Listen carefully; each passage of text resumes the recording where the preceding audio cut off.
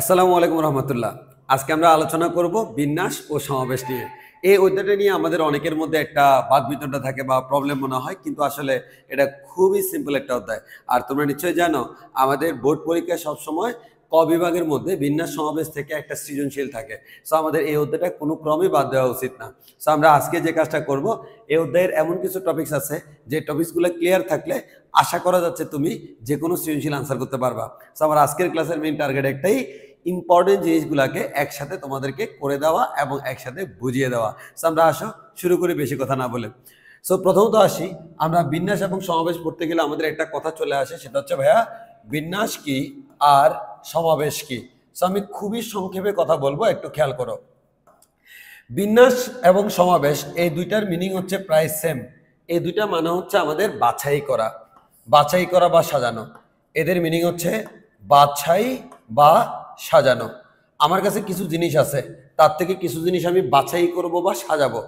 এই যে বাছাই করা বা সাজানো, তার নাম হচ্ছে বিন্যাস। তবে এদের মধ্যে একটা পার্থক্য আছে, সেই পার্থক্যটা বুঝতে হবে। বিন্যাসটা হচ্ছে এখানে আমি যখন কোনো জিনিসকে বাছাই করব বা সাজাবো, তখন এখানে অবশ্যই ক্রম বিবেচ্য। আর সমাবেশের ক্ষেত্রে হচ্ছে ক্রম বিবেচ্য নয়। জিনিসটা আমি একটু ক্লিয়ার করে দিই তোমাদেরকে। মনে করো আমি তোমাকে বললাম 1 2 3 এরকম তিনটা সংখ্যা আমার কাছে আছে। আমি তোমাকে বললাম এখান থেকে দুইটা দুইটা করে সংখ্যা নাও এবং এই দুইটা করে সংখ্যা নিয়ে তুমি নতুন সংখ্যা গঠন করো। সো আমি কি করব ভাইয়া, আমি বললাম যে ভাইয়া আমি 1 এবং 2 কে নিব। সো 1 এবং 2 কে নিলে কি হয়, 1 এবং 2 কে নিলে আমি যদি 1 এবং 2 কে নিই, এখান থেকে দেখো দুইটা সংখ্যা গঠন করা যায়। একটা হচ্ছে 1 2 আর একটা 2 1। স্বাভাবিক ব্যাপার, 12 আর 21 কিন্তু সেম কথা না। আমি যদি 2 এবং 3 কে কাউন্ট করি, তাহলে আমরা বলতে পারবো এখান থেকে 23 32 দুইটা সংখ্যা গঠন করা যায়। আবার আমি যদি 1 এবং 3 কে বিবেচনা করি, তাহলে এখান থেকে বলা যায় 13 এবং 31 দুজনকে আমাদের কাউন্ট করা যায়। তাহলে আমি একটা কথাই বলতে পারি, ভাইয়া আমাদের এখানে এই জায়গা থেকে যখন আমি দুইটা করে সংখ্যা নিচ্ছি, শুধু নিলে হচ্ছে না, আমার এদেরকে আবার কার আগে কে বসতেছে সেটা আমাকে বিবেচনা করা লাগছে। যদি কার আগে কে বসে সেটা বিবেচনা করা লাগে, তার নাম হচ্ছে বিন্যাস। তাহলে যেহেতু সংখ্যার ক্ষেত্রে আমাকে কে আগে বসলো কে পরে বসলো এটা চিন্তা করা লাগছে। কেন চিন্তা করা লাগছে? কারণ 1 এবং 2 এর মধ্যে 1 আগে 2 পরে থাকলে 12 গঠিত হয়, আর 1 পরে 2 আগে থাকলে 21 গঠিত হয়। অতএব দুটো সেম জিনিস না। এবার আমি তোমার বললাম যে বাংলাদেশ, ইন্ডিয়া, অস্ট্রেলিয়া এদের খেলা চলছে। তো আমি এখন তোমাকে দায়িত্ব দিলাম, এদের দুইজন দুজন করে আমাদের খেলা চলবে। এখন তুমি কতগুলা খেলা গঠন করতে পারবা। সো আমি প্রথমে একটা খেলা দিলাম বাংলাদেশ ভার্সেস ইন্ডিয়া, এরপর দিলাম বাংলাদেশ ভার্সেস অস্ট্রেলিয়া, এরপর দিলাম অস্ট্রেলিয়া ভার্সেস ইন্ডিয়া। একটু খেয়াল করে দেখো, বাংলাদেশের সাথে ইন্ডিয়ার খেলা আর ইন্ডিয়ার সাথে বাংলাদেশের খেলা, এই দুইটার মিনিং কিন্তু সেম। এর মানে এখানে আমার ক্রমটা ফ্যাক্ট না, এখানে আমাদের 1 আর 2 এর মধ্যে কে আগে কে পরে ফ্যাক্ট ছিল। আমি যদি বাংলাদেশের সাথে ইন্ডিয়ার খেলা না বলে আমি যদি বলি ইন্ডিয়ার সাথে বাংলাদেশের খেলা, এই দুইটা কিন্তু দুইটা মিনিং বুঝায় না। অতএব এটা আমার ক্রম বিবেচ্য নয়। অতএব আমি বলতে পারবো এটা হচ্ছে বিন্যাস আর এটা হচ্ছে কি সমাবেশ। তাহলে সহজে একটু চিন্তা করি, বিন্যাস মানে যেখানে আমাদের ক্রম বিবেচনা করা লাগে, আর সমাবেশ মানে যেখানে ক্রম বিবেচনা করা লাগে না। আচ্ছা, এবার একটু আমি সামনের দিকে আগাই তোমাদেরকে। এই বিন্যাসটাকে আমরা ইংলিশে বলেছে পারমুটেশন। পারমুটেশনের ফি দ্বারা আমরা বিন্যাসকে ফি দ্বারা প্রকাশ করি, আর সমাবেশকে আমরা ইংলিশে বলি কম্বিনেশন। কম্বিনেশনে সি দ্বারা আমরা এটাকে সি দ্বারা প্রকাশ করি। তাহলে এখন একটু ভালো করে খেয়াল করো, আমি এখন তোমাকে এখানে একটা কথা বললাম, আমার কাছে তিনটা জিনিস আছে 1 2 3। তিনজন থেকে কয়জনকে নিতে হবে? দুজনকে। এই তিনজন থেকে দুজনকে নিয়ে আমি কি বানাবো? বিন্যাস বানাবো। এই জিনিসটাকে আমি লিখি এভাবে 3 ফি 2। এর মানে ফি মানে হচ্ছে পারমুটেশন বা বিন্যাস। কাদের থেকে? তিনজন থেকে। কয়জনকে বাছাই করলাম? দুইজন। তাহলে তিনজনকে থেকে দুইজনকে বাছাই করে যত প্রকারে বিন্যাস করা যায় তাকে আমরা এভাবে লিখি 3 ফি 2। তাহলে 3 ফি 2 মানে আসলে আমি যদি একটু দেখি এখানে একটা দুইটা তিনটা চারটা পাঁচটা ছয়টা, 3 ফি 2 মানে হচ্ছে 6 প্রকারে সাজানো যায় 6টা। 3 ফি 2 এর মান 6, আমরা ক্যালকুলেটর মারলে বুঝতে পারবো। একইভাবে এখানে বোঝা যাচ্ছে তিনজন থেকে আমি দুজন দুজন করে নিছি, তবে নিয়ে আমি কি করছি? সমাবেশ করেছি। তাহলে আমরা লিখবো হচ্ছে তিনজন থেকে দুজন করে নিয়ে আমরা সমাবেশ করেছি, কম্বিনেশন করেছি, আর 3 জন থেকে 2 জন করে নিলে যে সমাবেশ তার আনসার হচ্ছে 3। তাহলে আমরা এখান থেকে যেটা বুঝলাম সেটা হচ্ছে বিন্যাস এবং সমাবেশের বেসিক পার্থক্য। বিন্যাস মানে বাছাই করা, সমাবেশ মানেও বাছাই করা। একজন হচ্ছে ক্রমবিবেচ্য আর একটা হচ্ছে ক্রমবিবেচ্য না। এখানে বাছাই আর সাজানোর মধ্যে একটা ব্যাপার থেকে যায়। সাধারণত আমরা যখন ম্যাথ করতে যাই তখন হচ্ছে আমাকে সাজানো বললে আমরা সেটা বুঝি যে বিন্যাস, আর বাছাই বলে সেটাকে আমরা বুঝি হচ্ছে সমাবেশ। তবে আসলে সত্যি কথা হচ্ছে মেইন ব্যাপারটা হচ্ছে এমন, ম্যাথের প্যাটার্ন দেখে তোমাকে বুঝতে হবে যে তোমার এখানে কি সিকোয়েন্সটা ম্যাটার করে নাকি ম্যাটার করে না। যদি ম্যাটার করে তাহলে বিন্যাস, ম্যাটার না করলে তাহলে সমাবেশ। সো ওটা একটু আমাকে বুঝে নিতে হবে। এবার আসি বিন্যাস এবং সমাবেশের সূত্র। তো আমরা একটা সূত্র একটু আমি খুবই সংক্ষেপে বলে রাখতেছি। তোমরা নিশ্চয়ই ফ্যাক্টোরিয়াল সম্পর্কে তোমাদের আইডিয়া আছে। যেমন আমি যদি বলি 5 ফ্যাক্টোরিয়াল, 5 ফ্যাক্টোরিয়াল মানে 5 ইন্টু 4 ইন্টু 3 ইন্টু 2 ইন্টু 1। এভাবে আমরা যে কোনো ফ্যাক্টোরিয়াল আমরা বলতে পারি। আবার আমরা চাইলে 5 ফ্যাক্টোরিয়ালকে বলতে পারি 5 ফ্যাক্টোরিয়াল সমান 5 ইন্টু, এই 5 ইন্টু বাকি 4টা মিলে কি বলতো 4 ফ্যাক্টোরিয়াল না? তাহলে আমি চাইলে তাকে 5 ইন্টু 4 ফ্যাক্টোরিয়াল বলতে পারি। তাহলে এখান থেকে আমরা একটা জিনিস শিখলাম, সেটা হচ্ছে যে কোনো ফ্যাক্টোরিয়ালকে আমরা চাইলে ভাঙাইতে পারি। কিভাবে? যেমন আমি 5 ফ্যাক্টোরিয়ালকে ভাঙাইতে পারি 5 ইন্টু 4 ফ্যাক্টোরিয়াল।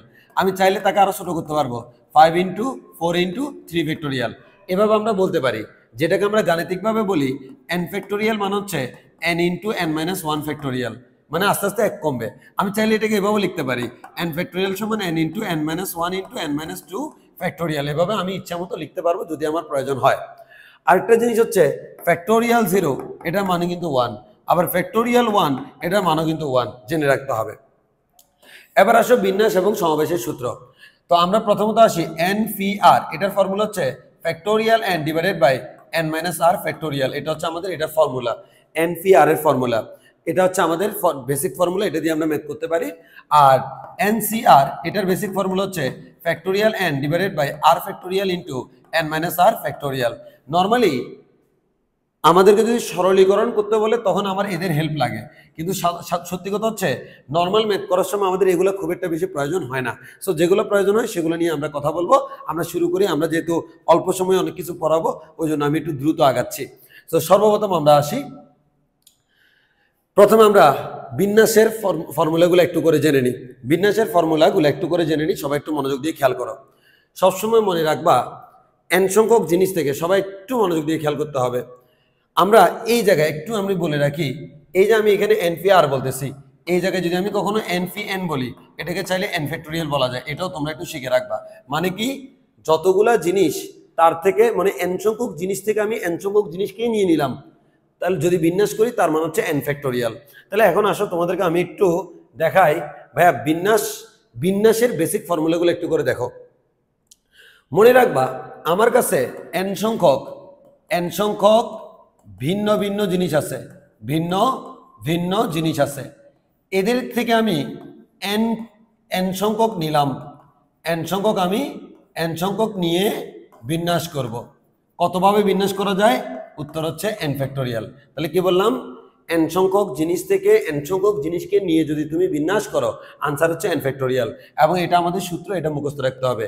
আবার বলছি, n সংখ্যক ভিন্ন ভিন্ন জিনিস থেকে আমি যদি n সংখ্যক জিনিস নিই তার ফর্মুলা হচ্ছে n ফ্যাক্টোরিয়াল। এবার আসো আরেকটা ফর্মুলা, সেটা হচ্ছে n সংখ্যক জিনিস আমার কাছে আছে, n সংখ্যক আমার কাছে আছে, তবে তার মধ্যে একটা ঝামেলা আছে। কি ঝামেলা? ফি সংখ্যক একই, ফি সংখ্যক একই এবং কিউ সংখ্যক একই, কিউ সংখ্যক একই। তখন যদি আমি বিন্যাস বলি এখান থেকে আমি n সংখ্যক নিব, n সংখ্যক নিয়ে কত প্রকারে বিন্যাস করা যায় তার ফর্মুলা কি হবে? কত প্রকারে বিন্যাস করা যায় তার ফর্মুলা হচ্ছে, দেখো আমি কার থেকে নিলাম n সংখ্যক, n থেকে কি পরিমাণ নিছি? n পরিমাণ।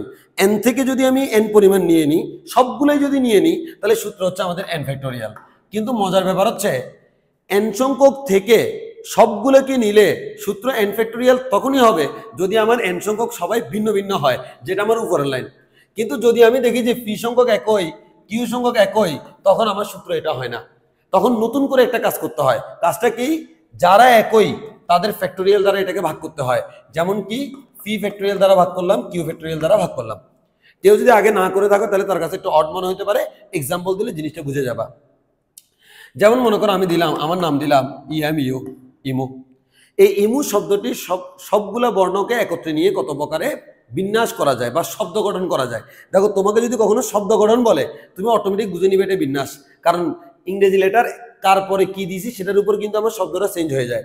তাহলে ইএমইউ, এই ইমু শব্দটা থেকে তিনটাকে নিব কত প্রকারে বিন্যাস করা যায়। তো আমি যদি একটু করে দেখি, ইএমইউ, খেয়াল করো তো, ইএমইউ সবাই কিন্তু ভিন্ন ভিন্ন, তাহলে তিনজন থেকে তিনজনকে নিব কত প্রকারে 3 ফ্যাক্টোরিয়াল, যার আনসার হচ্ছে 6। ক্যালকুলেটরে করলে পেয়ে যাবা।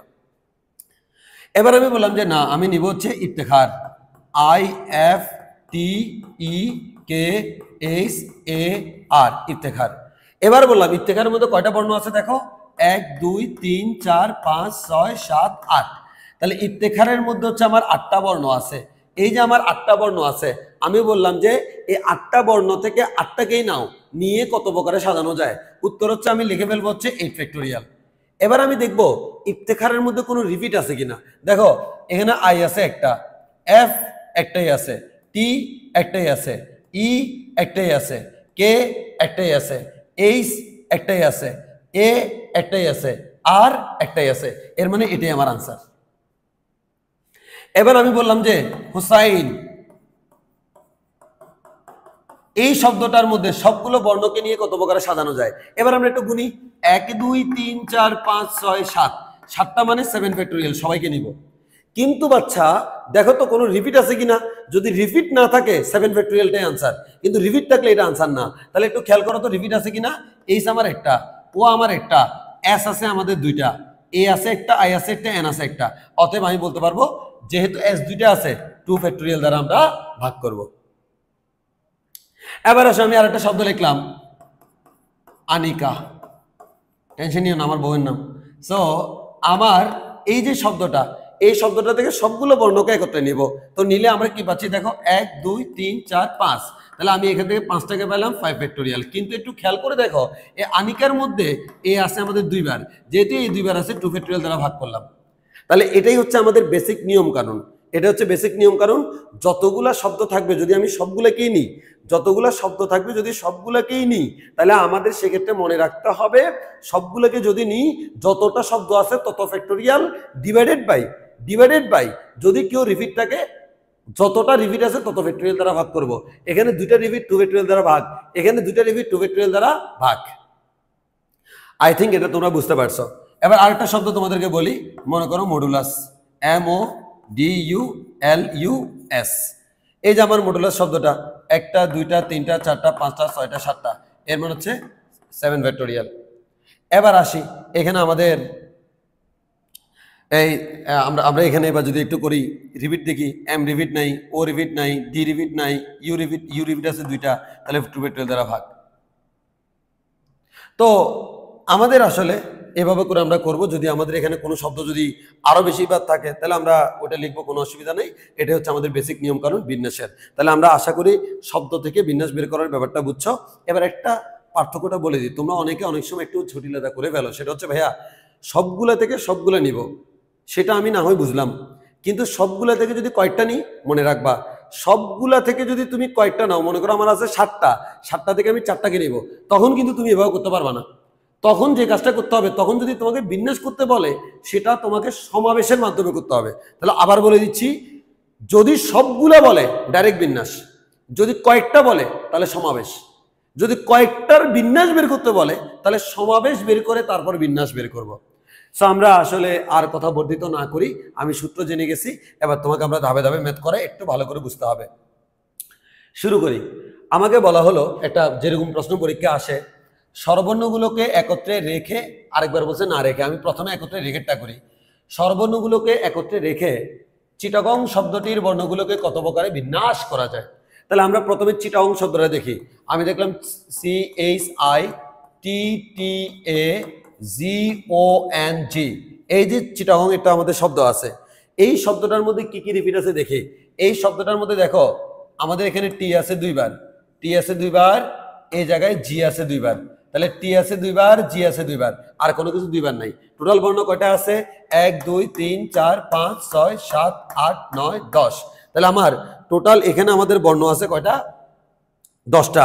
টোটাল আমাদের এখানে বর্ণ আছে কয়টা? চিটাগং শব্দটার মধ্যে 10টা বর্ণ আছে।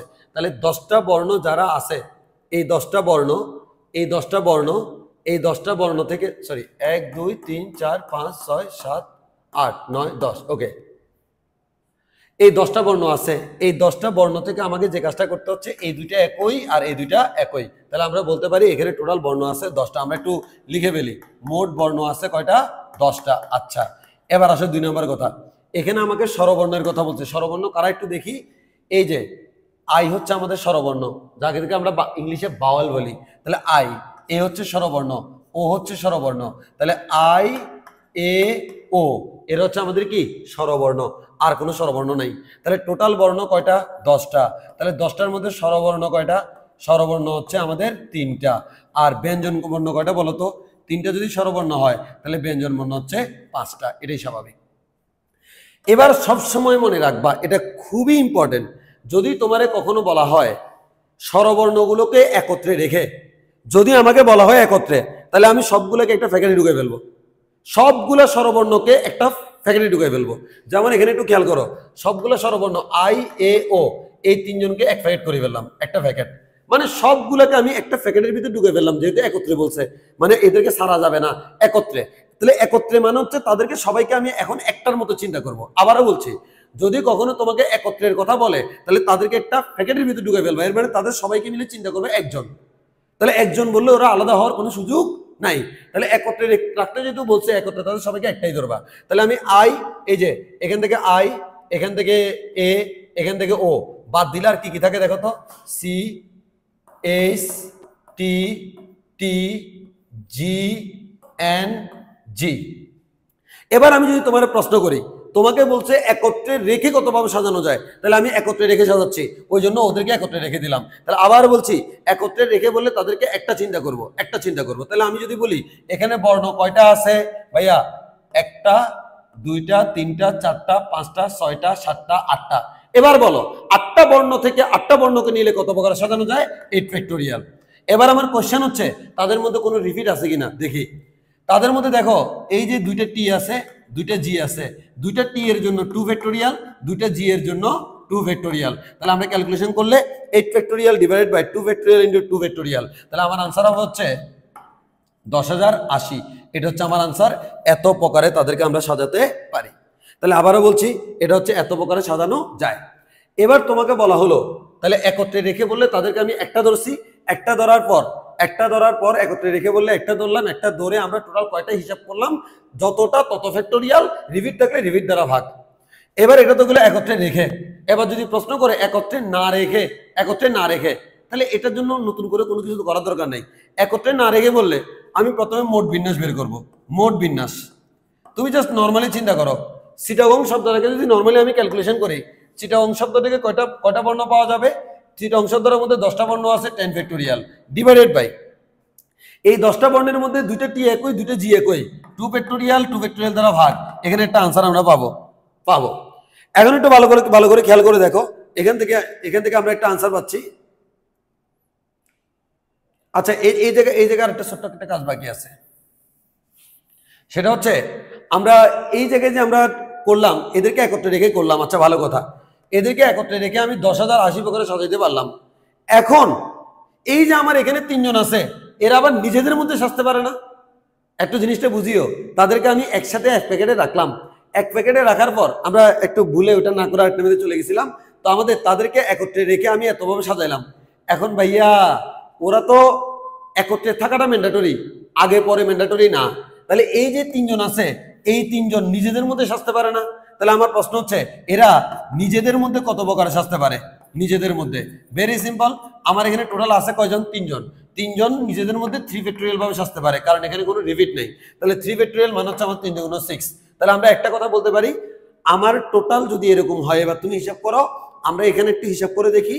আমি ওদেরকে একত্রে প্রথমে ধরার পর আমি পাইছি 10,080, আর এখন আমি পাইছি নিজেদের মধ্যে তারা 6 প্রকারে সাজতে পারে। তাহলে টোটাল কয় প্রকারে সাজতে পারে? সুতরাং মোট উপায় ইকুয়ালস টু 10,080 × 6। তাহলে আমরা বলতে পারবো 60,480। এটা হচ্ছে আনসার। এর মানে যদি তুমি স্বরবর্ণগুলোকে একত্রে রাখো তাহলে এত প্রকারে সাজাতে পারবা। স্বরবর্ণগুলোকে একত্রে রাখলে এত প্রকারে সাজানো যায়, 60,480 প্রকারে সাজানো যায়। এবার আমার প্রশ্ন হচ্ছে ভাইয়া একত্রে রেখে না বলে যদি আমাকে একত্রে না রেখে বলে তখন আমরা কি করব? ভেরি সিম্পল, একত্রে না রেখে বললে মোট বিন্যাস থেকে একত্রে রেখেটাকে বিয়োগ করে দিব। তাহলে একটু ভালো করে খেয়াল করো, আমার মোট বিন্যাস, আমি মোট বিন্যাস কেমনে বের করব? মোট বিন্যাস যদি বের করতে চাই, মোট বিন্যাস ইকুয়ালস টু টোটাল আমার 10টা 10 ফ্যাক্টোরিয়াল ডিভাইডেড বাই রিপিট আছে 2টা, রিপিট আছে 2টা, তাহলে এটা হচ্ছে মোট বিন্যাস। তাহলে টোটাল বিন্যাস হচ্ছে এতটা, তার থেকে একত্রে রেখে যতটা তাকে যদি আমি বিয়োগ করে দিই তাহলে আমি আনসার পাবো কি? একত্রে না রেখে। তাহলে পরীক্ষা যদি বলা হয় একত্রে না রেখে, পরীক্ষা যদি বলা হয় একত্রে না রেখে, তাহলে আমি কি করব? টোটাল যেটা আছে তার থেকে একত্রে রেখেটাকে বিয়োগ করে দিব 60,480। তাহলে আমরা বলতে পারবো এটা হচ্ছে একত্রে না রেখে। ক্যালকুলেশন করে তুমি যা পাও। তাহলে আমরা ওভারঅল একটা কথা বলে রাখি, পরীক্ষায় তোমাকে একত্রে রেখেও বলতে পারে, না রেখেও বলতে পারে। যদি তোমাকে পরীক্ষায় প্রশ্ন করে একত্রে রেখে, তাহলে তুমি কি করবা? যাদেরকে একত্রে রাখতে বলছে তাদেরকে একটা বক্সের ভিতর রাখবা, তাদেরকে এক প্যাকেট চিন্তা করবা, তাদেরকে একটা চিন্তা করবা, একটা চিন্তা করার পর ম্যাথ করে ফেলবা। এবার তারা যে এক প্যাকেটের ভিতর আছে তারাও তো নড়াচড়া করতে পারে, ওই জন্য তারা নিজেদের মধ্যে কতভাবে সাজতে পারে সেটা বের করবা। এরপর কি করবা? দুইটাকে গুণ করে দিবা, গুণ করে দিলে তুমি টোটাল পেয়ে যাবা একত্রে রেখে কত প্রকারে সাজানো যায়। আচ্ছা, এবার যদি বলে একত্রে না রেখে, তাহলে তোমাকে আগে একত্রে রেখে বের করতে হবে আর টোটালটা বের করতে হবে। টোটাল থেকে একত্রে রেখে বিয়োগ করলে কি পেয়ে যাবা? একত্রে না রেখে। আই থিঙ্ক এতটুকু তোমাদের ক্লিয়ার। এবার আসো, তোমাকে বলা হলো স্বরবর্ণগুলোর ক্রম পরিবর্তন না করে একটা ম্যাথ, স্থান পরিবর্তন না করে আরেকটা ম্যাথ, স্বরবর্ণ ব্যঞ্জন বর্ণগুলোর আপেক্ষিক অবস্থানে পরিবর্তন না করে আরেকটা ম্যাথ, ডিরেক্টর শব্দটির বর্ণগুলোকে কত প্রকারে সাজানো যায়। তাহলে আমার প্রশ্ন হচ্ছে বেসিক্যালি হচ্ছে ডিরেক্টর। তাহলে আমরা আসি, এই যে আমার ডাইরেক্টর বা ডিরেক্টর আছে RECTOR, এখানে যেহেতু আমাকে স্বরবর্ণের কথা বলতে স্বরবর্ণগুলোকে আলাদা করে ফেলি। প্রথমে আসি কয়টা বর্ণ? 1 2 3 4 5 6 7 8, এখানে টোটাল বর্ণ আছে হচ্ছে 8টা। স্বরবর্ণ কয়টা দেখি? আই হচ্ছে স্বরবর্ণ, ই হচ্ছে স্বরবর্ণ, আর এখানে হচ্ছে ও হচ্ছে স্বরবর্ণ। তাহলে আমরা বলতে পারবো আই ই ও এরা হচ্ছে স্বর, আর বাকিরা হচ্ছে কি? ব্যঞ্জন বর্ণ। তাহলে 3টে স্বরবর্ণ আছে আর 5টা কি? ব্যঞ্জন বর্ণ আছে। আমি লিখতেছি না। আচ্ছা, তো তোমাকে এখানে একটা কথা বলে দিয়েছে স্বরবর্ণগুলোর ক্রম পরিবর্তন না করে। ক্রম পরিবর্তন না করে মানে কি? এই যে আমার এখানে আই আছে, ই আছে, ও আছে, এই সিরিয়ালটা ব্রেক করা যাবে না। তাহলে আমার প্রশ্ন হচ্ছে ভাইয়া, ক্রম পরিবর্তন না করে যদি আমাকে বলা হয় তাহলে আমরা কি করব? ক্রম পরিবর্তন না করে বললে তখন আমরা আসলে কি করব সেটা নিয়ে আমাকে একটু চিন্তা করতে হবে। এবার একটু ভালো করে খেয়াল করে দেখো, যখনই তোমাকে বলবে ক্রম পরিবর্তন না করে, ভালো করে খেয়াল করো, ক্রমের কথা যখন বলবে তখন তুমি মনে রাখবা যাদেরকে ক্রম পরিবর্তন করতে মানা করছে তারা সবাই একই, সবাই একই বর্ণ, সবাই একই বর্ণ। আমি আবারও বলছি, যদি তোমাকে কখনো বলে ক্রম পরিবর্তন না করে, তাহলে তুমি যাদেরকে ক্রম পরিবর্তন করতে না বলছে তাদেরকে তুমি সবাইকে কি ধরে নিবা? একই ধরে নিবা। যেমন আমি যদি তোমাকে বলি এখানে কি কি আছে? ডি আছে, এখানে কি আছে? আই আছে। এই যে এখানে আইটাকে মনে করো আমি স্টার দিলাম, এরপর আর ইটাকে আমরা স্টার দিলাম, এরপর সি টি ওটাকে স্টার দিলাম, আর মানে ব্যাপারটা হচ্ছে এমন, দেখো এটা এটা এটা এদেরকে আমি সবাইকে সেম ধরে নিচ্ছি, এদের সবাই কি? সেম। এবার আমি যে কাজটা করব, এবার আমি ম্যাথ করা শুরু করি। তাহলে আমাকে যখনই বলা হলো ক্রম পরিবর্তন না করে, তখন আমি যে কাজটা করব, ক্রম পরিবর্তন না করে বললে তাদেরকে আমরা একই ধরে নিব, একই বর্ণ, মানে এটা যে বর্ণ এটাও সেম বর্ণ, এটাও সেম বর্ণ। এবার আমি তোমার প্রশ্ন করি, এখানে বর্ণ আছে কয়টা? 1 2 3 4 5 6 7 8, 8টা বর্ণকে 8 ফ্যাক্টোরিয়াল ভাবে সাজানো যায়। এবার বলো একই কয়টা? ভেরি সিম্পল, এই যে এটা এটা এটা এই তিনজনকে আমি একই ধরে নিয়েছি, যেহেতু এই তিনজনকে একই ধরে নিয়েছি অতএব এই তিনজন একই। একই মানে হচ্ছে এই তিনজন, ওই কারণে 3 ফ্যাক্টোরিয়াল দ্বারা ভাগ, এই তিনটা একই বর্ণ। এরপর আমার এখানে 2টা আর আছে, যেহেতু 2টা আর আছে 2 ফ্যাক্টোরিয়াল দ্বারা ভাগ, তাহলে আমি ক্যালকুলেশন করলে 8 factorial divide by 3 factorial into 2 factorial যা পাবো এটা হচ্ছে আমার আনসার। আই থিঙ্ক এটা ক্লিয়ার। তোমাকে যখনই পরীক্ষায় বলা হবে ক্রম পরিবর্তন না করে, তখন তোমার যাদেরকে ক্রম পরিবর্তন করতে না করবে তাদেরকে আমরা একই ধরে নিব। তাহলে আমরা এখানে পাবো হচ্ছে 3360 মোস্ট প্রবাবলি। তোমরা একটু ক্যালকুলেশন দেখে নিও। তাহলে আমাদের এত প্রকারে সাজানো যায়, এটা হচ্ছে ক্রম পরিবর্তন না করে 1 নম্বরের আনসার। 2 নম্বরে একটা প্রশ্ন করেছে স্থান পরিবর্তন না করে, স্থান পরিবর্তন না করে, এর মানে আমরা যে লিখলাম ডাইরেক্টর এই জায়গায় আইকে এই জায়গা থেকে সরানো যাবে না, আই এখানে ফিক্সড, তারপর হচ্ছে আমাদের ই এখানে ফিক্সড, ও এখানে ফিক্সড। এর মানে এরা একবারে এদেরকে আমি একেবারে প্যারেক দিয়ে গাঁথে দিছি, এদেরকে জায়গা থেকে নড়ানো যাবে না। তাহলে বাকি যারা আছে ওদেরকে চাইলে নড়ানো যাবে। তাহলে আমাকে যেহেতু বলে দিয়েছে স্বরবর্ণগুলোর স্থান পরিবর্তন না করে, এর মানে স্বরবর্ণগুলোর স্থান নির্ধারিত, তারা যে যেখানে আছে সেখানেই থাকবে, অতএব আমি তাদেরকে চেঞ্জ করতে পারবো না। তাহলে তুমি বলো স্বরবর্ণগুলোকে তুমি প্যারেক মারে দিয়েছো, চেঞ্জ করতে পারবা না। চেঞ্জ করতে পারবা কাকে? ব্যঞ্জন বর্ণকে। বলো ব্যঞ্জন বর্ণ আছে কয়টা? 5টা। তাহলে 5টা কত প্রকার? 5 ফ্যাক্টোরিয়াল। এই 5টার মধ্যে আবার 2টা আর সেম, এই কারণে 2 ফ্যাক্টোরিয়াল দ্বারা ভাগ। অতএব 5 factorial divide by 2 factorial, total আসবে হচ্ছে 60। এটা হচ্ছে আমাদের আনসার। তাহলে আই থিঙ্ক এটা আমাদের ক্লিয়ার যে ডিরেক্টর শব্দটি যদি তুমি এই কাজটা করো, ব্যঞ্জন বর্ণ যেগুলো, স্বরবর্ণ যেগুলো আছে, স্বরবর্ণগুলোর স্থান পরিবর্তন না করে আমি এত প্রকারে সাজাতে পারি। আমরা একটু দ্রুত যাচ্ছি যেহেতু অল্প টাইমের ভিতর ক্লাস নিতে হবে, সবকিছু শেষ করতে হবে। সো একটু ভালোভাবে মনোযোগ দিবা। এবার আসি স্বরবর্ণ এবং 3 নম্বর কোশ্চেনটা করলো স্বরবর্ণ এবং ব্যঞ্জন বর্ণগুলোর আপেক্ষিক অবস্থানের পরিবর্তন না করে। এই আপেক্ষিক অবস্থানের পরিবর্তন না করে বললে মনে রাখবা, অবস্থানের পরিবর্তন না করে মানে হচ্ছে যার অবস্থান যেখানে সেখানেই থাকবে। ক্রম পরিবর্তন না করে মানে তাদেরকে একই বর্ণ ধরে নিব, একই বর্ণ ধরে নিব। আর যদি আপেক্ষিক অবস্থানের পরিবর্তন না করে বলে, তাহলে এক্ষেত্রে মনে রাখবা আপেক্ষিক অবস্থানের পরিবর্তন না করে মানে হচ্ছে স্বরবর্ণগুলো স্বরবর্ণের জায়গায় যেতে পারবে, ব্যঞ্জন বর্ণগুলো ব্যঞ্জন বর্ণের জায়গায় যেতে পারবে, কিন্তু স্বরবর্ণ ব্যঞ্জন বর্ণের জায়গায় যেতে পারবে না। একটু আগে আমি বলে দিছি স্থান পরিবর্তন না করে, এর মানে আইটা এখান থেকে নড়াচড়া করতে পারবে না। এখন আমি যদি বলি আপেক্ষিক অবস্থানের পরিবর্তন না করে, এর মানে এই আইটা চাইলে ইয়ের কাছে যাইতে পারবে। এর মানে স্বরবর্ণ নিজেদের মধ্যে কি করতে পারবে? স্থানান্তর করতে পারবে। ব্যঞ্জন বর্ণগুলো নিজেদের মধ্যে স্থান পরিবর্তন করতে পারবে। তাহলে আমি যদি এখন একটা প্রশ্ন করি, তাহলে এবার ভাইয়া সুন্দর কথায় চলে আসো, স্বরবর্ণগুলো নিজেদের মধ্যে কত প্রকারে সাজতে পারে? ভেরি সিম্পল, আপেক্ষিক অবস্থান যেহেতু বলেছে, এর মানে স্বরবর্ণ নিজেদের মধ্যে সাজতে পারবে, ব্যঞ্জন বর্ণ নিজেদের মধ্যে, এর বাইরে কিচ্ছু হবে না। তাহলে বলো স্বরবর্ণ আছে কয়টা? 3টা। 3টা কত প্রকারে সাজতে পারে? 3 ফ্যাক্টোরিয়াল মানে হচ্ছে 6 প্রকারে। এবার আমি প্রশ্ন করলাম ব্যঞ্জন বর্ণ কয়টা আছে? 5টা। 5টা কত প্রকারে সাজতে পারে? 5 ফ্যাক্টোরিয়াল। তার মধ্যে 2টা কি একই, 2টা একই মানে হচ্ছে 2 ফ্যাক্টোরিয়াল দ্বারা ভাগ, এখানে পেলাম হচ্ছে 60। তাহলে আমরা এখান থেকে যেটা বলতে পারি, এবার আমাদের টোটাল কত প্রকারে সাজতে পারে? সুতরাং 6 × 60 মানে হচ্ছে 360 এত প্রকারে সাজতে পারে। তাহলে আমাদের 4টা কথার মধ্যে একটু উল্টাপাল্টা করা যাবে না। একত্রে রেখে বললে, একটু বাইরের সাথে বলো, একত্রে রেখে বললে কি করতে হবে? তাকে একটা ফ্যাক্টরি ঢুকাইতে হবে, একটা চিন্তা করতে হবে, এবং তারা নিজেদের মধ্যে কত প্রকারে সাজতে পারে সেটা বের করতে হবে। যদি তোমাকে বলা হয় ক্রম পরিবর্তন না করে, তাহলে তুমি কি করবা? যাদের ক্রম পরিবর্তন করতে না করবে তাদের সবাইকে একই বর্ণ ধরে নিতে হবে, মানে তারা সবাই সেম বর্ণ, এরকম চিন্তা করতে হবে। আর যখন তোমাকে স্থান পরিবর্তন না করে বলে, তাহলে ওই স্থানগুলো বাদ, স্থানগুলো পরিবর্তনই করা যাবে না, এর মানে ওরা বাদে বাকিদেরকে তুমি হিসাব করবা। আর ক্রম পরিবর্তন করে আপেক্ষিক অবস্থানের পরিবর্তন না করে বললে মনে রাখবা স্বরবর্ণ স্বরবর্ণের জায়গায় যেতে পারবে, ব্যঞ্জন বর্ণ ব্যঞ্জন বর্ণের জায়গায় যেতে পারবে, কিন্তু স্বরবর্ণ ব্যঞ্জন বর্ণের জায়গায় ব্যঞ্জন বর্ণ স্বরবর্ণের জায়গায় যেতে পারবে না। অতএব আমরা কি করব? স্বরবর্ণের জন্য আলাদা করব, ব্যঞ্জন বর্ণগুলোর জন্য আলাদা করব, এদেরকে গুণ করে দিলে টোটালটা পেয়ে যাব। That's it. এটা হচ্ছে আমাদের ক্রম পরিবর্তন না, এই যে 3টা আমরা পাইলাম, এই যে কি বলে ক্রম পরিবর্তন না করে, আপেক্ষিক অবস্থানের পরিবর্তন না করে, স্থান পরিবর্তন না করে।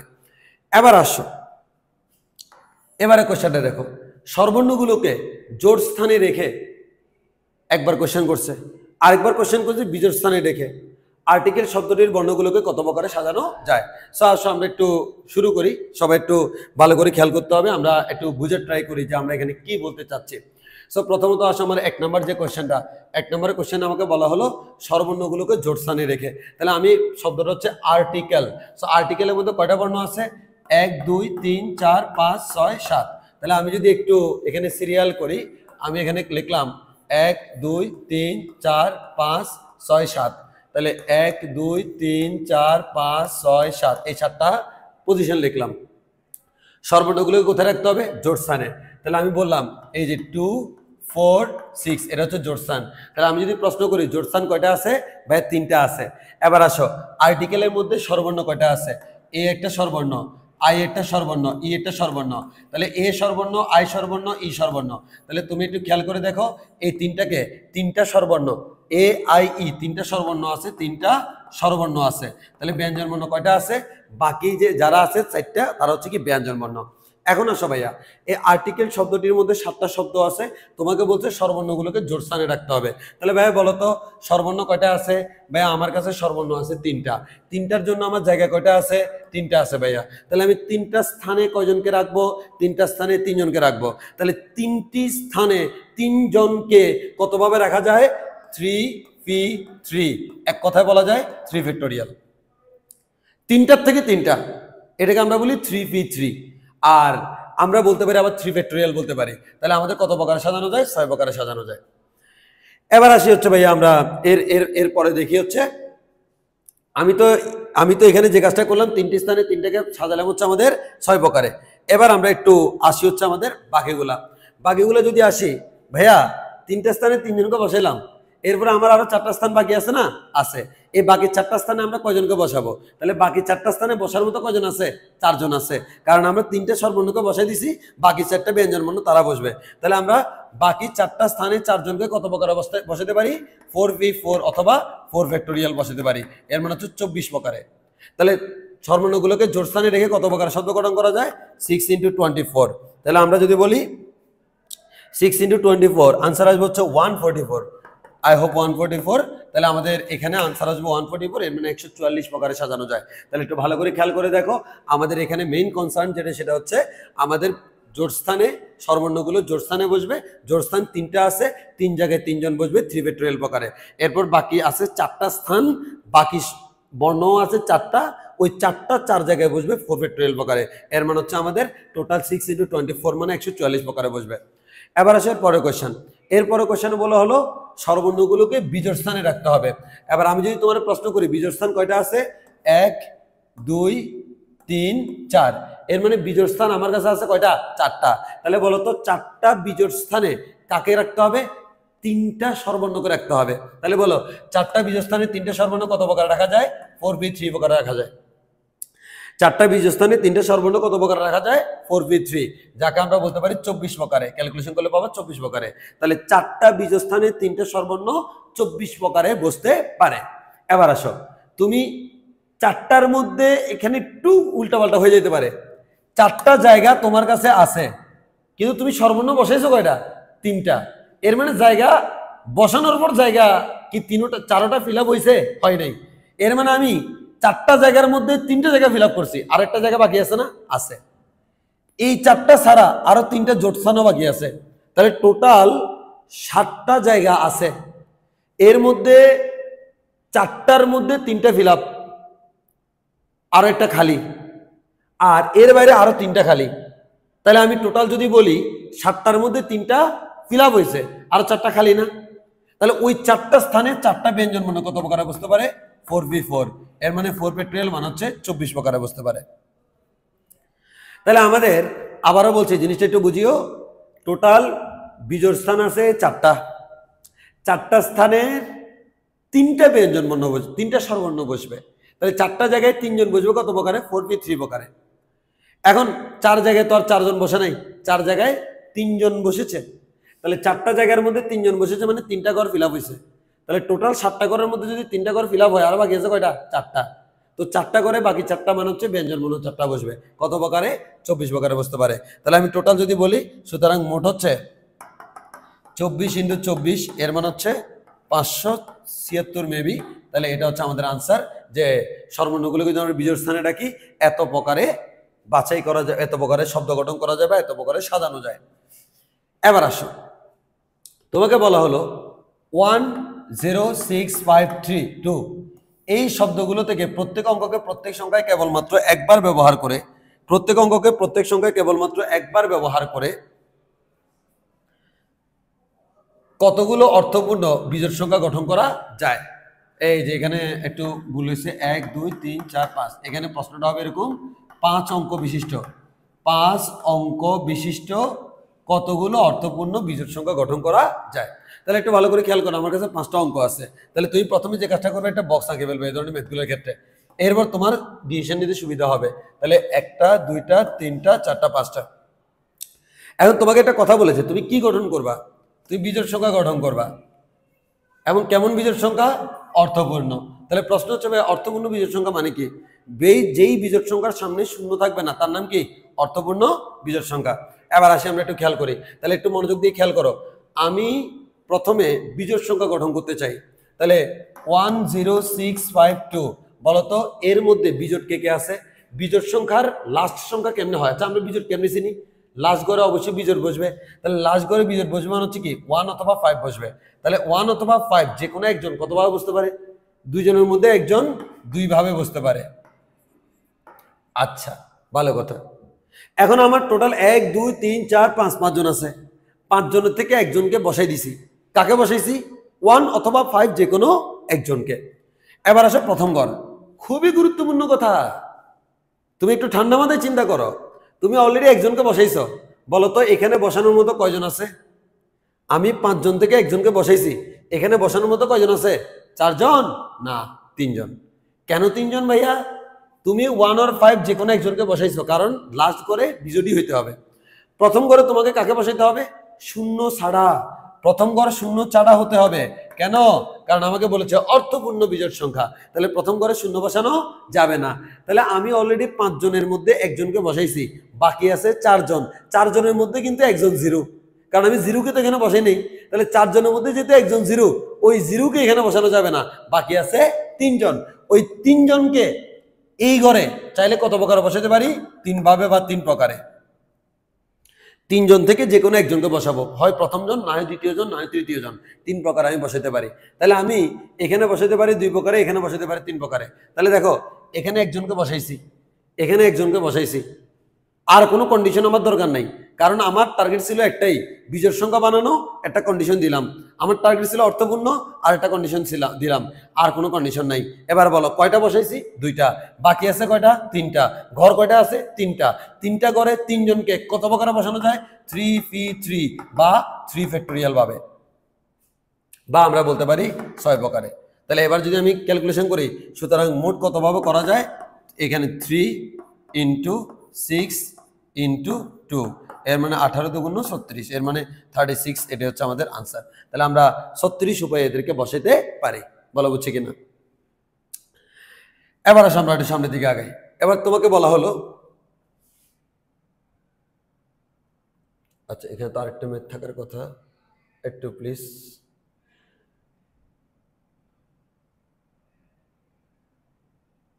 ও, এটা পরে চলে গেছে।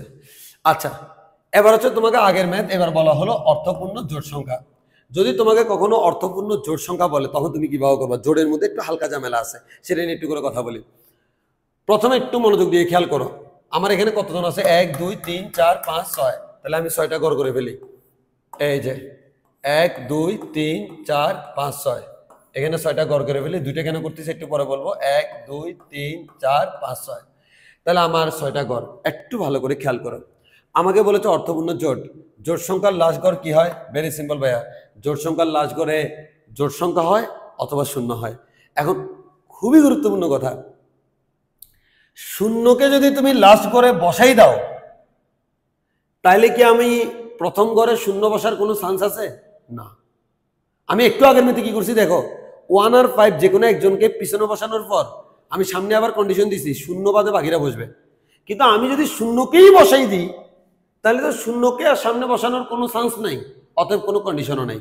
ওই কারণে তোমার অর্থপূর্ণ জোট বললে তোমাকে ম্যাথটা এইভাবে করতে হবে, শূন্য দিয়ে একবার করতে হবে, শূন্য ছাড়া বাকিগুলোকে দিয়ে একবার করতে হবে। তাহলে বলো তো লাস্ট ঘরে কি হলে জোট হয়?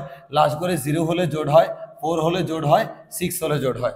তাহলে 0 4 6 হলে জোট হয়। তাহলে আমি লাস্ট ঘরে 0 দিলাম, আর এখানে বলতে পারি লাস্ট ঘরে 4 অথবা 6। তাহলে আমরা একটা একটা আসি। যদি আমি লাস্ট ঘরে 0 দিই, 0 একটা ঘরে কত প্রকারে বুঝতে পারে? 1 প্রকারে। একটা ঘরে একটা সংখ্যা 1 প্রকারে বুঝতে পারে। এরপরে আর কোনো কন্ডিশন নাই, কারণ এখানে যেহেতু 0 বসে গেছে, বাকি জায়গাগুলোর জন্য কোনো কন্ডিশন নাই। তাহলে বাকি জায়গা আছে কয়টা? 5টা। আমার 6টা সংখ্যার মধ্যে শূন্য এখানে বসছে, বাকি 5টা সংখ্যা এখানে 5 ফ্যাক্টোরিয়াল প্রকারে বসতে পারে। তাহলে আমরা জানি 5 ফ্যাক্টোরিয়াল মান হচ্ছে 120। তাহলে আমরা যদি বলি সুতরাং কত প্রকারে করতে পারে? 120 × 1 মান হচ্ছে 120 প্রকারে। এটা হচ্ছে লাস্টে 0 থাকলে। এবার লাস্টে 0 না হয়ে যদি আমার লাস্টে 4 অথবা 6 হয়, 4 অথবা 6 দুইজন কয়ভাবে বুঝতে পারে? 2 ভাবে। কিন্তু 4 আর 6 এর মধ্যে 0 নাই, তাহলে প্রথম ঘরে 0 এর একটা কন্ডিশন দিতে হবে, 0 ছাড়া। এবার তোমরা একটু হিসাব করে দেখো তো। তাহলে বলো, প্রথম ঘরে আমি 0 বসাবো না, তাহলে প্রথম ঘরে 0 ছাড়া কাদেরকে বসাবো? ভেরি সিম্পল, লাস্টের ঘরে আমি একজনকে অলরেডি বসাইছি, তাহলে একজনকে বসাই দিলে বাকি আছে 5 জন। 5 জনের মধ্যে শূন্য আছে, আমি শূন্যকে প্রথম ঘরে বসাবো না, বাকি আছে কয়জন? 4 জন। এই 4 জন 4টা করে কয়ভাবে বুঝতে পারে? 4 ফ্যাক্টোরিয়াল প্রকারে। আর এদিকে তো আমাদের এই যে, আচ্ছা ভালো কথা, শূন্য ছাড়া বাকি আছে কয়জন? একটু প্লিজ, আমার টোটাল 6টা। 6টার মধ্যে আমাদের এই যে একটা বসাই দিয়েছি 5টা, তার থেকে শূন্য বাদ দিলে আর কয়টা থাকে? শূন্য বাদ দিলে আর কয়টা থাকে? এই 5টা থেকে একজন বাদ দিলে আর 4টা থাকে। এর মানে 4 প্রকারে বসতে পারে। এবার আসো, তাহলে আমি 2 ঘরে 2 জনকে বসাই দিছি, বাকি আছে 4 জন। 4 জন 4টা করে 4 ফ্যাক্টোরিয়াল ভাবে বসতে পারে। তাহলে আমরা বলতে পারি 4 ফ্যাক্টোরিয়াল মানে হচ্ছে 24। এবার তুমি হিসাব করো 4 ইন্টু 24 ইন্টু 2। তাহলে আমরা এখান থেকে ক্যালকুলেশন করলে পাবো হচ্ছে 192। তাহলে এখানে পাইছি হচ্ছে আমাদের 120 আর এখানে পাইছি হচ্ছে আমার 192। তাহলে 120 আর 192 দুইটা মিলে হবে 312 মেবি 312। তাহলে এটা হচ্ছে আমাদের অর্থপূর্ণ জোট সংখ্যা। তাহলে তোমাকে বিজোট বললে ঝামেলা কম, জোট বললে দুইভাবে করতে হবে, একবার জিরোকে দিয়ে করতে হবে, জিরো ছাড়া করতে হবে। তবে আমার এই সংখ্যাগুলোর মধ্যে যদি জিরো না থাকতো তাহলে আমাকে এত টেনশন নেওয়ার কোনো প্রয়োজন হতো না। এবার এসে সামনের দিকে আগাই। এবার খুবই গুরুত্বপূর্ণ ম্যাথ, বিন্যাসের মধ্যে এতটুকুই শেষ। এবার আমরা ঢুকে গেলাম হচ্ছে সমাবেশে। দেখো তোমাকে বলা হলো এখানে আমরা যে সমাবেশ কেমনে বুঝবো? আচ্ছা বলো তো, আমাকে বলা হলো কয়েকজন লোক এখানে দাঁড়ায় আছে, কয়েকজনকে তুমি বাছাই করো। লোক বাছাই করার ক্ষেত্রে কাকে আগে কাকে পরে এটা ডাজেন্ট ম্যাটার। সো আমাদের দল গঠন, লোক বাছাই এগুলোর ক্ষেত্রে আমার সাধারণত সমাবেশ হয়, তাও ম্যাথ করলে আমরা বুঝতে পারবো। তো আমাকে বলা হলো 4 জন ভদ্র মহিলা সহ 10 জন ব্যক্তির মধ্য থেকে 5 জনের একটি কমিটি কত প্রকারে গঠন করা যায়। আমি একটা কমিটি বানাবো, টোটাল লোক আছে কয়জন? 10 জন, তার মধ্যে ভদ্র মহিলা কয়জন? 4 জন। তাহলে আমি একটা কাজ করে ফেলি, এই ধরনের ম্যাথগুলোতে আমরা বক্স করে ফেলবো।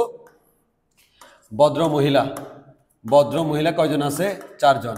আর ভদ্র মহিলা ছাড়া বাকি হচ্ছে কি অন্যান্য, মানে অভদ্র না অন্যান্য আছে কয়জন?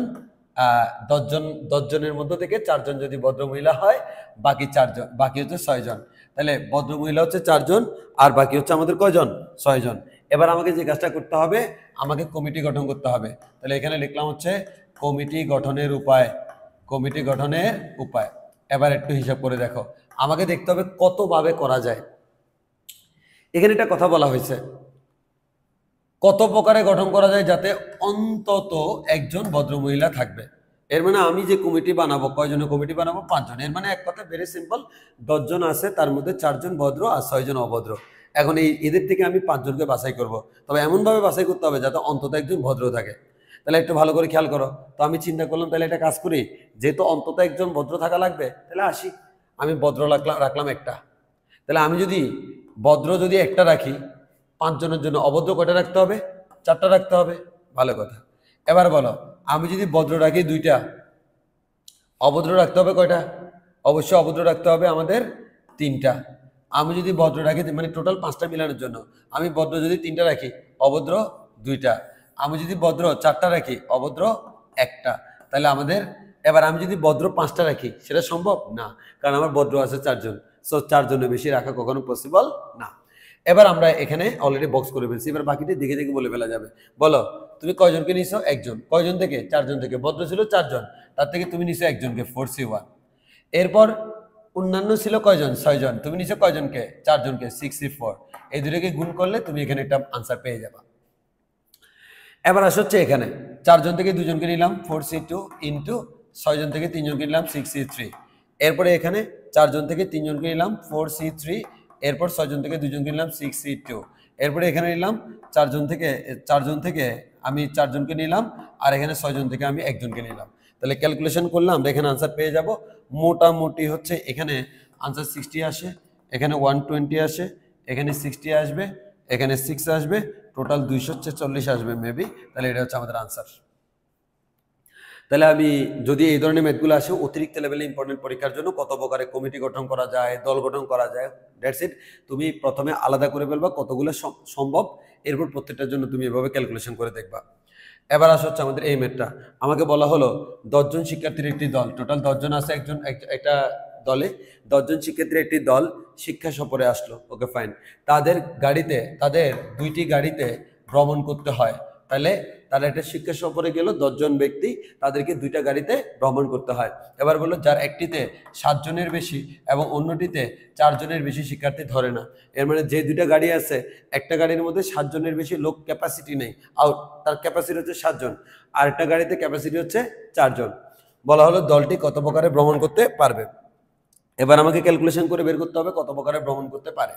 সো ভেরি সিম্পল, আমি একটু খেয়াল করে দেখি আমার এখানে যে 2টা গাড়ি আছে, এটা হচ্ছে প্রথম গাড়ি, তো প্রথম গাড়িতে আমার ক্যাপাসিটি কয়জন স্যার? প্রথম গাড়িতে ক্যাপাসিটি হচ্ছে 7 জন। এবার যদি আমরা এরপরে চিন্তা করি, আর এটা হচ্ছে আমাদের দ্বিতীয় গাড়ি।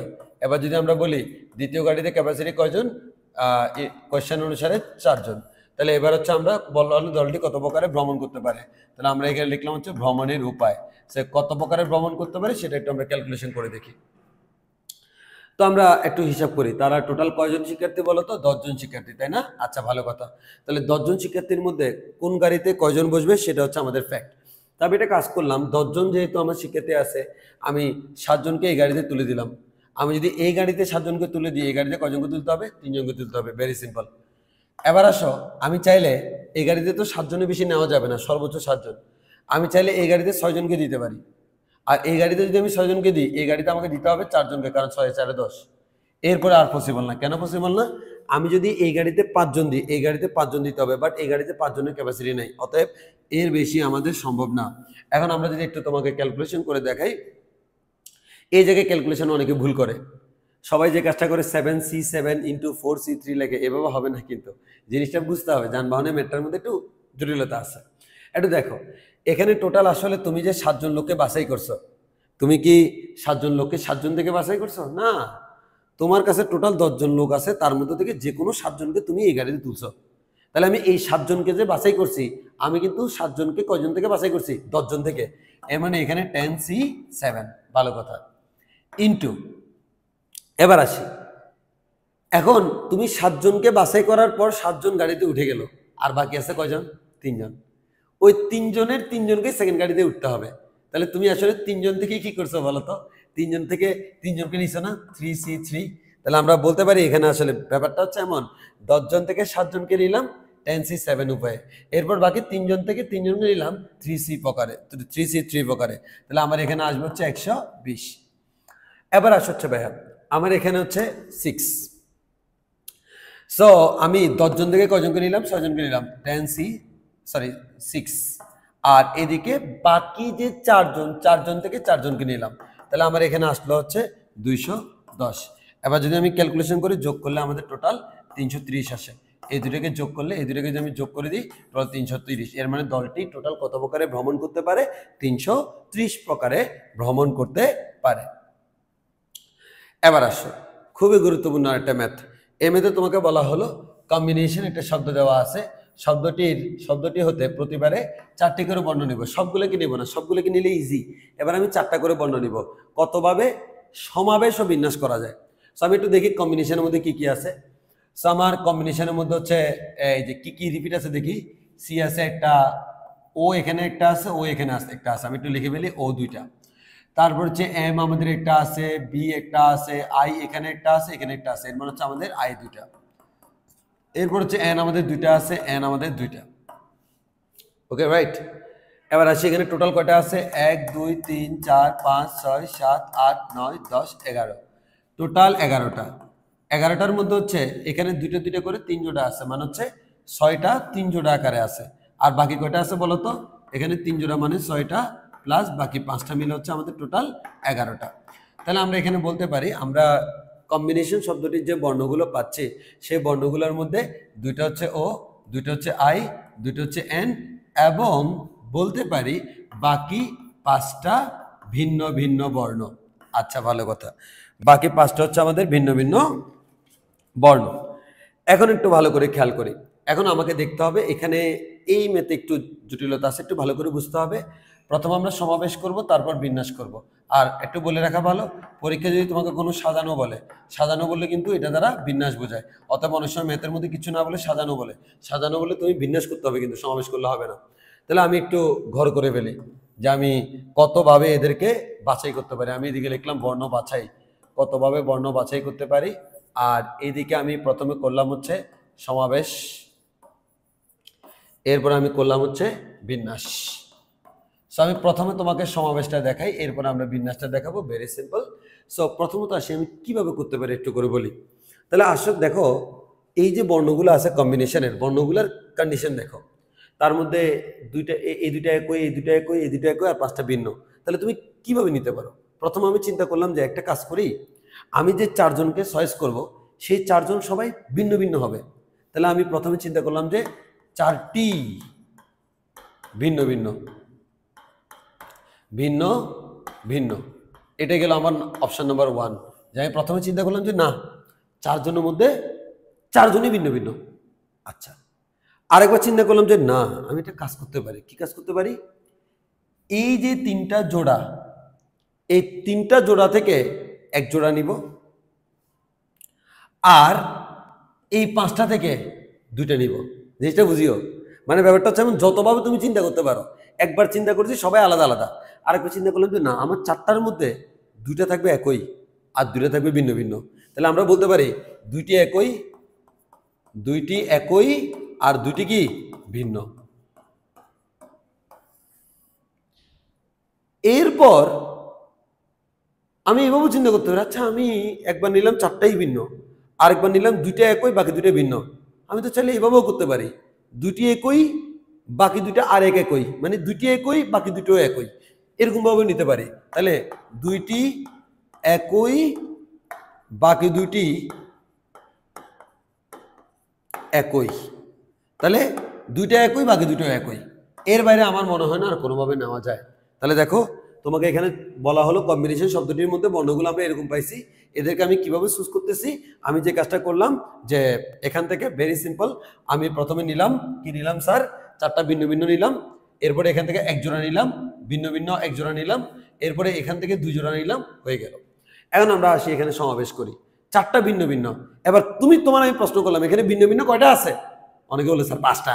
নো, 8টা। কেমনে?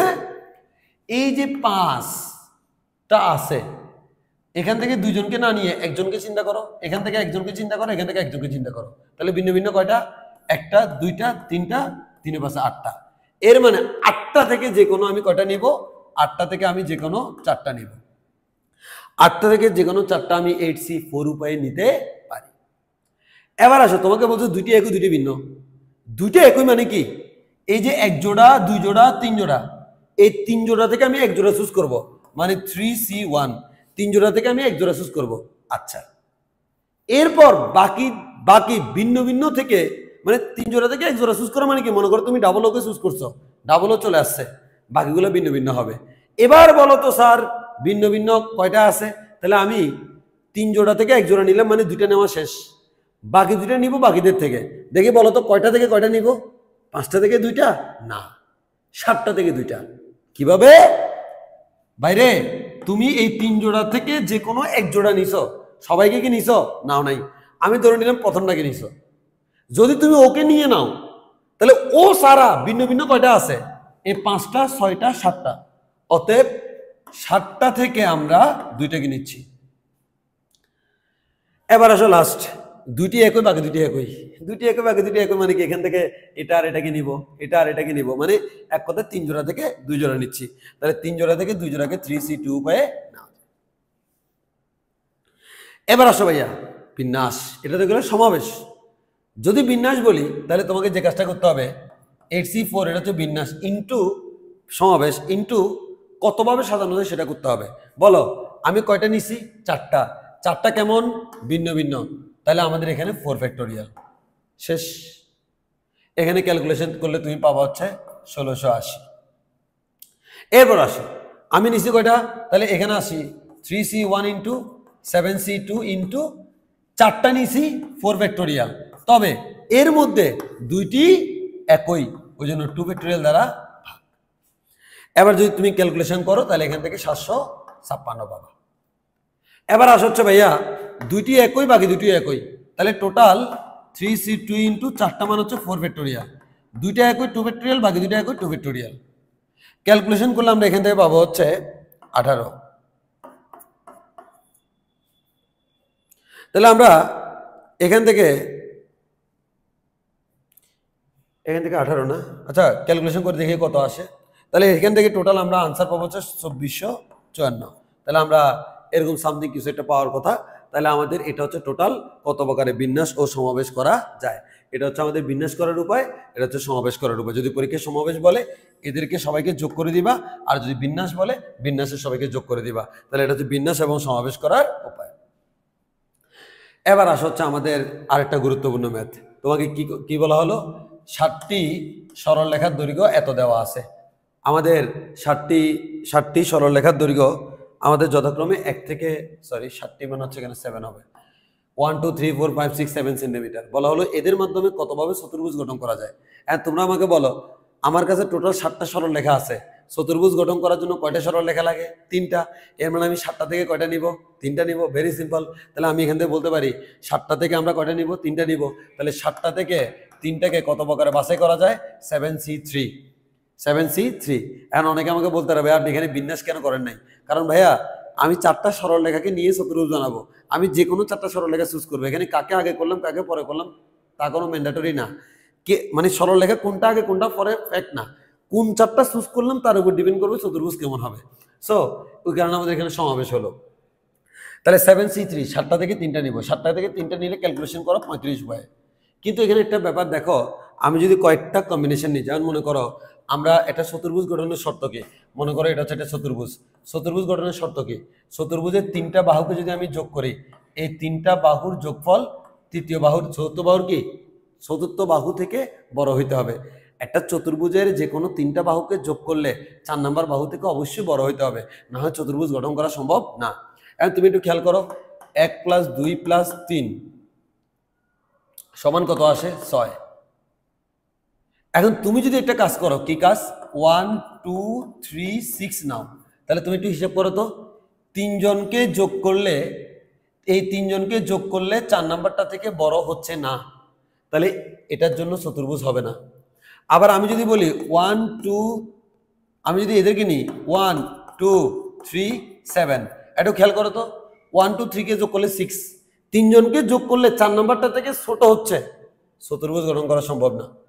আবার আমি যদি বলি 2 3 4 7, তাহলে একটু খেয়াল করে দেখো, আমাদের আমাদের এখান থেকে যদি আমরা বলি যে 2 এই যে 2 3 4 7 না তো, 1 2 4 7, তাহলে এখান থেকে তুমি একটু খেয়াল করো তো, 4 2 6 6 1 7, আর এটাও 7, তাহলে আমার 3টাকে যোগ করলে 4 নাম্বারটা থেকে বড় হচ্ছে না, তাহলে এটা চতুর্ভুজ গঠন করা সম্ভব না। তাহলে আমরা একটা কথা বলতে পারি, আমি 7টা থেকে 3টাকে নিলে 35 হবে, চতুর্ভুজ গঠন করা যাওয়ার কথা, কিন্তু এর মধ্যে এই 3টা ক্ষেত্রে চতুর্ভুজ গঠন হচ্ছে না।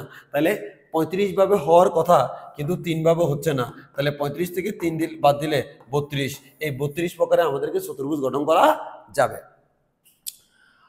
Okay fine. এবার তোমাকে একটা কথা বলা হলো, একটি পঞ্চভুজের কর্ণের সংখ্যা কত? এটা হচ্ছে একটা পঞ্চভুজ, তোমাকে বলা হলো এই পঞ্চভুজের কর্ণ কয়টা আছে, আমরা কিভাবে কর্ণগুলো বের করব। সো ভেরি সিম্পল, মনে রাখবা কর্ণ মানে কি? কর্ণ মানে হচ্ছে যে কোনো 2টা বিন্দুকে সংযুক্ত করলে যে রেখা পাই তার নাম হচ্ছে কর্ণ, তবে সেটা বাহু নয়। সো আমরা কখনো যদি কোনো বহুভুজের কর্ণ বের করতে বলে, আমরা কিভাবে বের করব? বহুভুজের যে কোনো 2টা বিন্দুকে নিয়ে আমরা সরলরেখা অঙ্কন করব। এখন তুমি বলতে পারো, ভাইয়া বহুভুজের 2টা বিন্দুকে নিয়ে সরলরেখা অঙ্কন করলে তো এটাও পেয়ে যাচ্ছি। হ্যাঁ, পেয়ে যাচ্ছি। ওই কারণে তোমার কাজ কি, একটা মনে করে পঞ্চভুজ নিলাম, পঞ্চভুজের যদি আমি একটা কাজ করি, 5টা থেকে 2টা করে নিই, মানে পঞ্চভুজের যে 5টা শীর্ষবিন্দু আছে, 5টা থেকে আমি 2টা করে নিলাম, 5টা থেকে 2টা করে নিলে টোটাল 10টা পাওয়া যায়। কিন্তু এর মধ্যে 5টা চলে আসে পঞ্চভুজের 5টা বাহু, তাহলে পঞ্চভুজের 5টা বাহু, তাহলে আমরা এখান থেকে পঞ্চভুজের 5টা যে বাহু, 5টা বাহু, সেই 5টা বাহুকে বিয়োগ করে দিব। কেন? কারণ তুমি যে 5টা থেকে 2টা করে বিন্দু চয়েস করছো, এটাকে দিয়ে যে 10টা তুমি সরলরেখা পাইছো, এই 10টা সরলরেখার মধ্যে বাহুও আছে, কর্ণও আছে। অতএব তুমি শিখে রাখবা, বহুভুজের যদি কর্ণ বের করতে হয়, তাহলে তুমি বহুভুজের যতগুলো শীর্ষবিন্দু আছে তার থেকে তুমি 2টা করে নিবা, নেওয়ার পর যা পাবা তার থেকে বহুভুজের বাহু সংখ্যাকে বিয়োগ করে দিবা। যেমন আমার এখানে 5টা থেকে আমি 2টা করে নিছি, এটা কিন্তু আমার বাহু না, এটা বাহু প্লাস কর্ণ। এখান থেকে বাহুগুলোকে বিয়োগ করে দিব, বাহু কয়টা? 5টা। তাহলে আমি বিয়োগ করলে 10 - 5 মানে হচ্ছে আমার 5, এর মানে এর কর্ণ সংখ্যা হচ্ছে 5টা। তাহলে কর্ণ বের করতে বললে আমরা এই স্টাইলে কর্ণ বের করতে পারবো। অ্যান্ড ফাইনালি লাস্ট ম্যাথ, আমরা আসলে খুব দ্রুত যাচ্ছি, মানে এখানে এই মোটামুটি কারো যদি আগে থেকে করা থাকে তাহলে রিভিউ দিতে একটু সুবিধা হবে আর কি। এবার একটু খেয়াল করো, 9টা বিন্দু আমার কাছে আছে, 9টি বিন্দুর মধ্যে 5টি একটি সরলরেখা অবস্থিত। আমি একটু ভালো করে খেয়াল করি, টোটাল আমার কাছে 9টা বিন্দু আছে, তার মধ্যে 5টা এক সরলরেখা অবস্থিত, 4টা অন্য সরলরেখা অবস্থিত। ব্যাপারটা কেমন দেখো, এটা একটা রেখা, এর মধ্যে 1টা 2টা 3টা 4টা 5টা বিন্দু আছে। এটা আরেকটা রেখা, এর মধ্যে 1টা 2টা 3টা 4টা বিন্দু আছে, তাহলে এই যে 5 4 9 আমাকে এরকম বলছে, আমার কাছে 9টা বিন্দু আছে, 9টা বিন্দুর মধ্যে 5টা একটা সরলরেখা আছে, বাকি 4টা অন্য অন্য আরেকটা সরলরেখার ভিতর আছে। এবার বলা হলো এদেরকে সংযুক্ত করে কয়টি ত্রিভুজ গঠন করা সম্ভব। টোটাল কয়টা? 9টা। ত্রিভুজ গঠন করতে গেলে কয়টা বিন্দু লাগে? 3টা লাগে। তাহলে 9টা বিন্দু থেকে আমি 3টা করে নেব 9C3। মজার ব্যাপার হচ্ছে এটা আমার আনসার না। কেন আনসার না? তুমি এখানে যে আনসারটা পাইছো এটা হচ্ছে 9টা থেকে যে কোনো 9টা বিন্দু থেকে 3টা করে নিবা। কিন্তু ভাইয়া এই যে 5 জন এরা আছে, এদেরকে যদি এদের থেকে যে কোনো 3 জনকে তুমি চয়েস করলে তারা কি ত্রিভুজ গঠন করবে? না। কেন করবে না? কারণ তারা একই সরলরেখায়। তাহলে এদের থেকে বাদ দিতে হবে কাদেরকে? যারা একই সরলরেখা আছে। কে কে আছে? 5টা থেকে 3টা আছে। তাহলে 5টা থেকে এই 5টা থেকে যদি 3টা করে আমি নিই তাহলে 5C3 প্রকারে ত্রিভুজ গঠন করা যায়। এর মানে এই 5টা থেকে 3টা করে বাছাই করলে যতটা ত্রিভুজ গঠন করা যায় আসলে এরা কি নয়? ত্রিভুজ নয়। ওই কারণে এই 5টাকে দিয়ে যে কয়টা ত্রিভুজ গঠন করা যায় সেটাকে বিয়োগ করে দিলাম, কারণ এটা আসলে ত্রিভুজ না। একইভাবে এই 4টাকে দিয়ে যদি তুমি যে ত্রিভুজ পাবা এটা আসলে ত্রিভুজ না, ওই কারণে আমি 4C3 এটাও বিয়োগ করে দিলাম। তাহলে টোটাল আমার 9টা থেকে আমি 3টা করে নিলাম যেহেতু ত্রিভুজ বলেছে। এরপর যারা একই রেখায় তাদেরকে বিয়োগ করে দিলাম, কারণ একই রেখায় থাকা ওরা কিন্তু কোনো ত্রিভুজ তৈরি করে না। অ্যান্ড যদি না হয় এবার এদেরকে বিয়োগ করলে যেটা পাবো এটা হচ্ছে আমাদের আনসার। সো আমরা আমাদের আজকের ক্লাসে আসলে খুবই ইম্পর্টেন্ট ম্যাথগুলো বলেছি। সো একটু দ্রুত বলেছি। তো যাই হোক, হোয়াট এভার, যে কোনো পরীক্ষায় আশা করি আমরা এখান থেকে কমন পাবো ইনশাল্লাহ। তো সবাইকে ধন্যবাদ, আজকে এতটুকুই। দেখা হবে ইনশাল্লাহ অন্য কোনো ক্লাসে। আসসালামু আলাইকুম।